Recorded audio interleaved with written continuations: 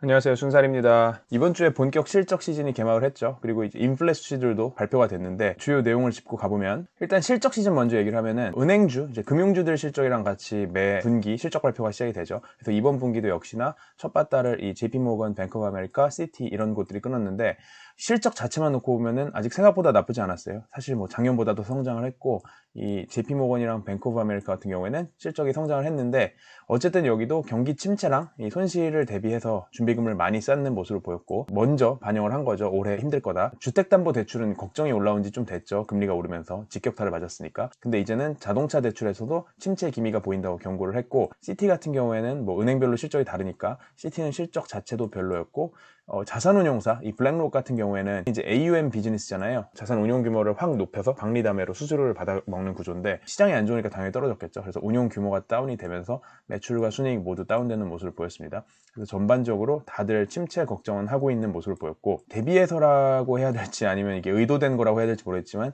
이 인플레는 잡혀가는 모습을 보이죠. 이 미국 인플레 관련해서는 이 차트를 보시면은 파란 선이 코어 인플레 수치죠. 전체 헤드라인 넘버는 이거보다 당연히 더 높지만 이 코어만 놓고 봤을 때도 어쨌든 꺾여가서 이제 4달째 줄어들고 있는 모습을 보이고 하얀색이랑 이 회색 이 두 개를 보셔야 되는데 코어 안에서도 이 서비스 관련 인플레는 계속 올라가는 모습 그리고 이 회색 이 goods 물건 관련 인플레는 상승률이 줄어가는 모습 물건 인플레는 이 공급망 문제 완화와 함께 그리고 수요가 줄어드는 것과 함께 거의 다 잡혔다. 근데 서비스는 계속 오른다. 이 부분을 확인하면 좋을 것 같고요. 인플레 자체가 이 헤드라인 넘버가 6.5% 나올 거라고 시장에서 기대를 했는데 딱 6.5% 나왔죠. 그러니까 시장에선 우리 예상치대로 나오는구나, 잡혀가는구나, 좀 안심하는 목소리가 높아지면서 다음 금리는 그럼 25bp만 올려도 되는 건가? 라는 기대감이 올랐죠. 그리고 연준 인사들도 비슷한 목소리를 많이 냈고요, 이번 주에. 중국도 인플레가 예상치 수준으로 나왔죠. 근데 뭐 미국은 인플레가 잡힌다는 표현을 쓰는 게 맞지만 중국 같은 경우에는 지금 인플레가 낮아지는 수준이어가지고 이게 좀 더 올라주기를 기대를 하고 있어요. 전년 대비 1.8% 12월에 이 정도만 올랐고 PPI 같은 경우에는 아직도 마이너스라서 다음 CPI가 여기에 영향을 받을 수도 있는 이런 상황입니다. 일본 같은 경우에는 인플레가 계속 치솟고 있죠. 도쿄 지역의 코어 CPI가 연간으로 4%가 올랐죠. 일본 중앙은행 목표치가 2%이기 때문에 이거보다 한참 높은 수준이 벌써 7개월 연속으로 이어지고 있는데 그럼에도 불구하고 일본은 아직 금리를 올린다거나 하진 않고 통화 완화책을 펼치고 있는 상황이고 물론 이것도 4월 돼서 이제 일본 중앙은행 총재가 바뀌면 그때 가서 다시 봐야겠지만 아직까지는 완화책인데 이 인건비가 올라야 구조적 인플레인데 아직 인건비가 그렇게 오르는 것 같지는 않다. 연료나 식품 비용 오른 거는 언제든지 다시 되돌려질 수 있다. 아직은 워워 하고 있죠. 그리고 재밌는 게 이 금융시장에서는 옵션 거래가 엄청나게 불붙어 있습니다. 특히 풋옵션 거래. 이제 고금리랑 빅테크 주가 폭락이 맞물리니까 어쨌든 투자자들 입장에서는 돈을 조금만 넣고서라도 하락시장에 베팅하고 싶은 벳이 늘어날 거고 그러다 보니까 풋옵션을 사고 싶어 하는 사람이 이렇게 늘어났죠. 옵션이라는 게 사는 사람이 있으면 파는 사람이 있는 거니까 요거는 이제 2배로 이제 인플레이트 된 수치라고 보시면 될 것 같고 어쨌든 요 하나만 놓고 보면 이제 거래액이 될 텐데 어쨌든 이 옵션을 사고자 하는 수요가 이만큼 늘어났다라고 보시면 될 것 같습니다. 그리고 빅테크들 같은 경우에는 TSMC 먼저 짚고 가면은 사실 주초에 실적이 안 좋을 거라는 얘기가 먼저 돌아가지고 사람들이 걱정을 했는데 실제로 발표된 실적은 전망치보다 훨씬 좋았어요. 뭐 매출, 순익 다 전년 대비 엄청 올랐고 그럼에도 불구하고 이제 올해 전망은 여전히 걱정이다라는 얘기를 여전히 던졌고 반도체 산업 사이클 자체가 다운이니까 작년까지는 좋았고 올해는 힘들 수 있다. 성장 별로 못할 수 있다.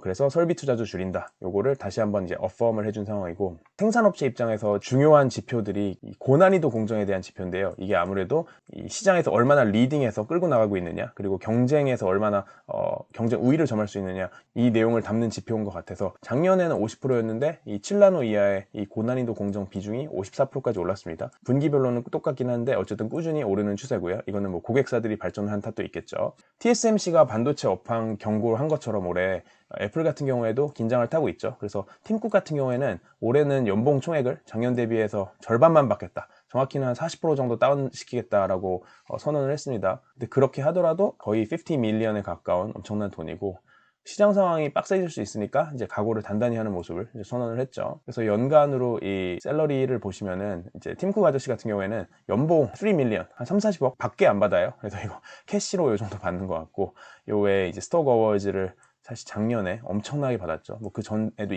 있었겠지만 뭐 그 전에도 뭐 팀쿡 아저씨는 거의 10년 동안 한 사람이기 때문에 스톡 어워드들을 계속해서 이제 받아왔었을 텐데 작년에 어쨌든 특히 이만큼 엄청나게 받았었고 요거를 이제 반으로 줄인다는 거고요. 그리고 애플 같은 경우에는 이제 모든 거를 내재화시키는 움직임이죠. 반도체 칩부터 시작해가지고 많은 것들을 내재화시키고 있는데 인텔 칩을 빼면서 본인 메인보드를 이 두뇌 역할을 하는 칩을 자체 칩으로 바꾼 이후에 지금은 통신 칩들까지 다 빼버리는 게 목표입니다. 그래서 브로드컴이나 퀄컴 같은 이런 회사들의 통신 칩을 뺀다는 얘기는 계속 나왔었는데 이제는 진짜 2025년까지는 다 뺀다 이런 식으로 선언을 했고 한다면 하는 곳이니까 이제 하게 될 것 같고 브로드컴이나 퀄컴 입장에서는 되게 청천벽력 같은 소리겠죠. 뭐 매출의 5분의 1을 차지하는 업체가 이제 빠진다고 하니까 여기는 긴장을 좀 타야 될 것 같고 한국에서는 삼성이랑 LG 디스플레이에서 긴장을 타야 됩니다. 왜냐면은 애플에서 모바일 기기용 디스플레이를 직접 만들겠다라고 이제 밝혔고 애플 워치부터 시작해서 궁극적으로는 아이폰 디스플레이 이게 어쨌든 이게 노다지인데 이것까지 다 대체해서 직접 다 만들겠다는 게 목표니까. 그리고 요거랑 별개로 이제 맥북에 터치 스크린 들어오냐 마냐 이건 사실 맥북 쓰시는 분들 입장에서는 되게 궁금한 주제일 것 같은데 예전에 사실 스티브 잡스가 맥북에 터치 스크린 도입하는 게 이 인체공학적으로 호러블한 일이다 라고 해가지고 터치 스크린 도입을 싫어했었는데 지금은 뭐 다 터치인 시장이니 도입을 검토하고 있는 것 같고요. 아이폰 유저, 그리고 아이패드 유저로서 디자인이 점점 안 좋아지는 것 같긴 합니다. 모르겠어요. 이건 사람마다 편향이 있는 것 같은데 카메라가 진짜 점점 너무 튀어나오고 있어서 애초에 뭐 케이스를 안 씌우면 이제는 쓸 수가 없는 이제 핸드폰이 돼버려서 디자인적으로 맞는 방향인지는 저도 궁금하긴 하고요. 테슬라 같은 경우에는 이제 가격 인하를 중국에서 지난주에 하고 나서 이번 주에는 미국이랑 유럽, 아시아 각국에서도 했죠. 뭐 중국, 한국 다 하고 나서 이제 미국, 유럽 이렇게 다 넘어가는 모습인데 이게 테슬라 같은 경우에는 작년 상반기만 해도 이제 생산이 부족했죠. 이제 주문은 엄청 밀려 있는데 생산이 부족해가지고 만드는 족족 기다렸다가 받아야 되는 상황이었으면은 이제는 생산이 더 많아지고 있는 그런 상황이 와버렸기 때문에 여기서는 가격을 낮춰서라도 더 밀어낸다 라는 게 이제 1번이고 근데 테슬라 같은 경우에는 사실 일론 머스크가 2006년부터 이제 세웠던 원대한 20년 플랜, 30년 플랜을 보면은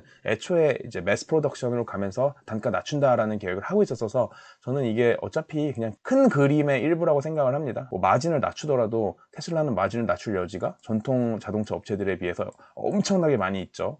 중간 쓸데없는 비용들이 없다 보니까 테슬라는 뭐 안전만 확보된다면 원래 계획대로 찾아가는 방향이 아닌가라고 생각을 하고요. 이 마이크로소프트 같은 경우에는 이 2023년 최대 떡밥이죠. 이 오픈 AI에 투자를 늘릴까 말까 고민을 하고 있습니다. 근데 말이 투자를 늘린다지 거의 이제 애퀴지션 할까 말까 그래서 49% 지분 투자를 늘릴까 말까 를 고민하고 있다고 하고 사실 뭐 마이크로소프트 입장에서는 뭐 빙 검색 엔진에도 챗 GPT 도입하고 이 외에도 사실 어디든 간에 다 갖다 붙일 게 많겠죠. 왜냐면은 뭐 각종 랭귀지를 학습해서 거기에 대해서 솔루션을 뱉어주는 그런 모델인데 마이크로소프트 안에는 수많은 컨텐츠와 랭귀지들이 쌓이고 있으니까 그리고 기터브 같은 데서는 이미 코드 자동화도 해주고 있고 뭐 그런 식으로 되게 엮여서 쓸 일이 많다 보니까 되게 시너지가 많이 날 것 같긴 하고요. 저는 사실 재미로 챗 GPT에서 질문을 했었는데 이게 월드컵 끝나고 나서 Do you know 지성팍이랑 Do you know 이제 손흥민 오랫동안 지속되었던 손박 대전에도 챗 GPT 피셜로 손흥민이 승리를 했죠. 그래서 손흥민은 South Korean Professional Footballer라고 이제 얘기를 해주고 지성팍이라는 가수가 나오는 거 보면서 물론 이제 은퇴해서 요새 기사가 안 나와서 그렇기도 하겠지만 구글 같은 경우에는 헬스케어 부문을 감원을 하고 있죠. 미래에 엄청 큰 먹거리가 될 건데 당장은 돈 까먹는 부서고 지금은 수익성을 신경 써야 되니까 투자자들이 압박을 하고 감원을 하고 있는데 아마존 같은 경우에는 제가 예전에도 영상에 만들었는데 이제 병원을 아예 그냥 만들어서 헬스케어를 진짜 엄청 큰 부문으로 가져가려고 하고 있죠.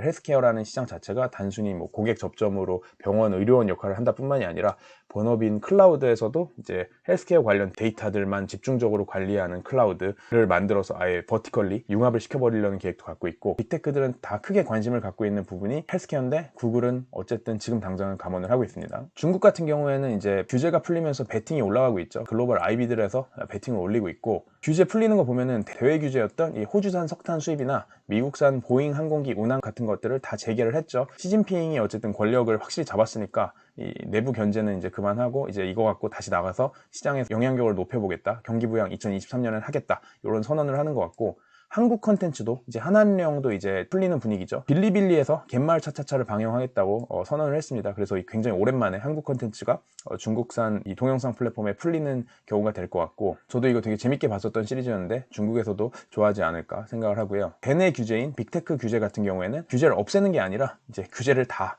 성공적으로 안착시킨 분위기죠. 황금주라는 이 골든셰어라는 기능을 사용을 해서 지분을 조금만 사도 그 지분이 의결권을 엄청나게 많이 지닌 주식으로 이제 발행을 해서 정부가 그걸 가지고 뭐 1%만 가지고도 너네 회사들을 다 통제하겠다, 이런 개념으로 흘러가는 것 같고, 사실 뭐 알리바바 잭마 같은 경우에는 지분 다 털리고 쫓겨났다는 얘기가 공식적으로 돌 정도죠. 그래서 뭐 디디 추싱이나 바이댄스 같은 경우에는 황금주 이미 확보를 했고, 이제 알리바바나 텐센트처럼 퍼블릭 마켓에서 이렇게 대대적으로 거래되는 회사들에 대해서도 황금주 매입 논의 중이라고 하고요. 이런 식으로 규제가 마무리되니까 디디 추싱도 앱스토어에서 아예 막아놨었는데 다운을, 이거를 풀어줘서 이제 다운로드 할 수 있게 하겠다. 이제 이거는 거의 국가가 컨트롤하는 회사다라고 정리가 되는 분위기고요. 대만 같은 경우에도 반도체 지원법을 통과시켰죠. 그래서 R&D 생산 설비 투자할 경우에 세액 감면해준다. 그래서 한국도 그랬고, 뭐 유럽도 그랬고, 미국도 그랬고, 전 세계가 다들 생산 설비 유치에 힘을 쓰고 있고요. 그리고 미국에서는 이번 주에도 또다시 항공편 대량 운항 취소되는 사건이 있었는데 컴퓨터 프로그램 오작동이 일어났다고 그러죠. 그래서 연말에는 한파 때문에 항공기가 운행을 못하고, 연초에는 연방항공청, 나라에서 안 도와주고, 이런 식으로 보시면 딜레이, 캔슬레이션 앤 딜레이가 엄청나게 작년부터 늘어나는 추세입니다. 이 LVMH 같은 경우에는 가족 간 승계 작업이 일어나고 있죠. 이 베르나르 아르노 회장이 지금 현 시점에서 테크 회사들이 작년에 주가 떡락을 하면서 아르노 회장이 현재 시점 이제 시가총액 기준 부자 1위로 올라선 상황인데, 이 사람도 지금 본인 딸을 디올 CEO로 앉혔죠. LVMH 그룹에 수많은 브랜드가 있지만 그 중에서도 1타는 루이비통이고 2타가 이제 디올인데,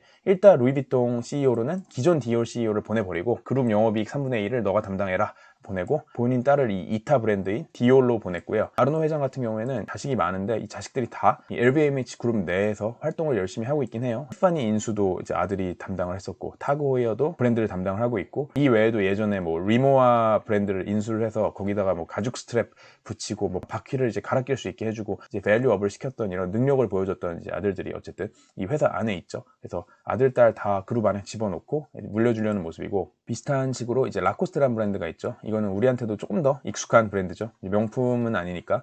이 테니스 브랜드로 시작했던 회사인데, 여기도 이제 여타 브랜드들을 인수해서 이제 브랜드 콩글로머레이트이 되겠다라는 이제 목표를 선언을 한 것 같고, 지금까지는 그냥 프라이빗 회사, 뭐 상장을 하거나 그렇지 않은 회사로 남아 있었는데, 연매출 3조씩 내는 회사가 되다 보니까 좀 더 덩치를 키우려고 하는 것 같고, 이 기존까지는 이제 도매를 통해서 이제 물량 밀어내기, 뭐 라코스테가 직접 소비자를 만나지 않더라도 뭐 백화점이든 뭐 유통업체든 중간 뭐 도매상이든 어디든 통해서 그냥 물량을 팔았다고 하면은, 앞으로는 브랜딩 직접 하고 소비자 직대면에 좀 더 집중하겠다. 그리고 좋은 브랜드 인수해서 이제 브랜드들을 모아놓은 회사가 되겠다라고 전략을 선언을 했죠. 유니클로 같은 경우에는 연봉을 40% 올리는 모습입니다. 아까 제가 일본이 인건비가 안 올라서 문제라고 했는데, 여기는 올리는 모습이에요. 사실 뭐 유니클로 말고도 뭐 보험사도 그렇고 일본의 몇몇 주요 회사들이 임금을 올리고 있는 모습이긴 한데, 유니클로는 되게 세게 올렸죠. 40% 올렸고, 대졸초봉이 그래서 월 30만 엔으로 올랐다고 합니다. 한 300만 원 정도죠. 그리고 이 수치를 보면 사실 일본의 연봉이 진짜 안 높긴 해요. 평균 연봉이 4만 불. 근데 OECD 평균이 5만 불이라고 하죠. 근데 이거는 이제 대졸초봉이 아니라 전 연령대 다 합쳤을 때 평균적으로 얼마 버냐라는 건데, 일본 평균 임금이 OECD 평균보다 낮긴 합니다. 한국 같은 경우는 기준금리 예상대로 25bp 올렸고, 앞으로 한 번 더 25bp 올리냐 아니면 멈추냐, 이거 갖고 지금 싸우고 있는 상황인데, 경제 성장률이 꺾이더라도 물가 안정을 아직은 조금 더 신경 쓴다라는 게 이제 이창용 선생님의 스탠스인 것 같고요. 이 채권 시장이랑 외환 시장은 분위기가 바뀌고 있는데, 채권 시장은 작년에 레고랜드, 흥국생명 이 사건들 때문에 얼어붙었다가 투자 심리가 풀리면서 연초에는 채권 발행이 굉장히 잘 되고 수요가 몰리고 있다고 하고요. 되게 재밌는 이 플럭추에이션이죠. 이제 올라갔다 내려갔다 되게 빨리 바뀌는 것 같고, 외환 시장 같은 경우는 사실 이거 오래된 떡밥인데 할 수 있을지 모르겠어요. 내년 하반기부터 일단 개장 시간을 대폭 늘리겠다고 하는데, 지금은 오후 3시 반에 끝나는데 다음날 새벽 2시까지 늘리겠다. 그래서 외환 시장 완전 개방까지 점점 다가가서 선진을 하겠다라는 게 목표인 것 같고, 중국 같은 경우도 비슷하게 올해 초부터 시작을 했죠. 다음날 새벽 3시까지 외환 거래를 할 수 있게 외환 시장을 더 많이 개방을 한 모습을 보였고, 이런 것들이 이제 MSCI 지수 분류상에서 선진국에 들어가냐 아니냐 선택하는 중요한 기준 중에 하나라서, 이렇게 잘 진행이 되면 선진국이 될 수 있을 수도 있는데 오래 걸릴 이야기 같긴 합니다. 외환은 아무래도 너무나도 중요한 떡밥이기 때문에. 마지막으로 이제 네이버가 중고 거래에 굉장히 진심이잖아요. 이제 전 세계 단위의 중고 거래의 진심인데, 미국판 당근 마켓이죠. 이제 미국의 포시마크를 최종적으로 인수를 한 데 이어서 유럽에서도 추가 투자를 했죠. 이건 규모는 훨씬 작지만 이제 왈라팝이라는 회사에 투자를 했고, 이런 식으로 이제 개인 간 C2C 중고 거래 시장을 계속해서 공략을 하는 모습입니다. 본격 실적 시즌이 시작을 했으니까 다음 주에도 실적이 쏟아질 거예요. 그래서 금융 실적이 조금 더 먼저 나올 거고, 그 다음에는 이제 기업들, 이제 P&G, 넷플릭스처럼 이제 소비재, 테크 회사들 실적으로까지 이어지는 한 주가 될 것 같고요. 이러고 나면 구정인데 어쨌든 구정 전에 다들 좀 즐거운 한 주 보내시고 저희는 다음번에 또 다른 재밌는 순살로 돌아오겠습니다. 안녕, 안녕, 안녕, 안녕, 안녕.